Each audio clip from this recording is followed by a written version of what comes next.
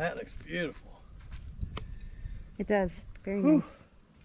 Hello folks. Okay, so we've got our 2 foundations for the 2 greenhouses. Step 1 is finished.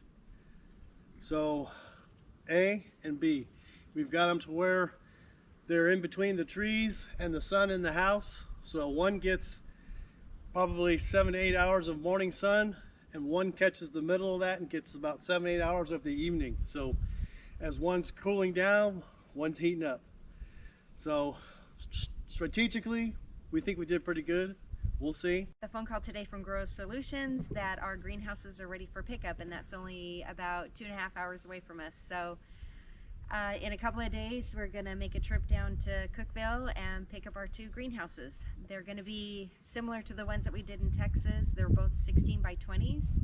And we're gonna do some other modifications to these greenhouses. We're gonna do roll-up sides this time, just so that we can be able to air it out if it gets too hot. You're probably going to ask, why so close to the house? Why not out in the 4 acres that's over there? Well, because we kind of learned in Forney, wherever you put a greenhouse, you got to pipe out water. You got to pipe out electricity. So we got a little bit smarter as we're getting younger. So this one here is next to the house. Both these are next to the house. So our water is right here. Electricity is right here, and we're right there on the porch watching everything grow. From this time forward, we're moving, folks. It's time to roll. So we got this going. We got a plow coming in a couple weeks. We're gonna plow the 4 acres over there, and that's gonna be all the hard stuff. And we get our suspenders in the mail from Sears, and we're farmers. We're going.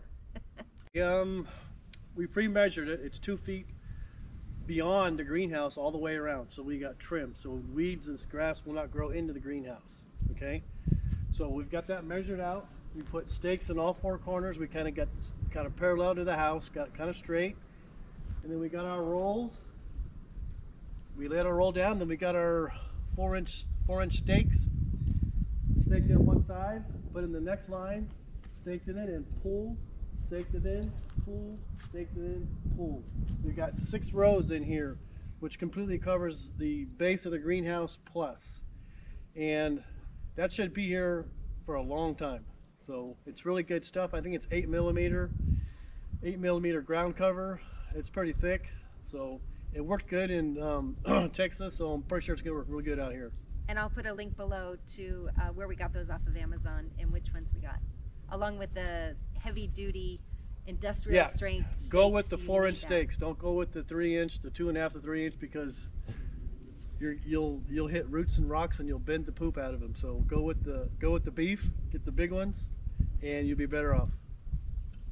Okay, well that's it for today. If you liked our video, please hit the subscribe button and thumbs up, and leave us a comment if you have any questions. We'll get right back with you. All right, have a good day. Thanks. See you guys later.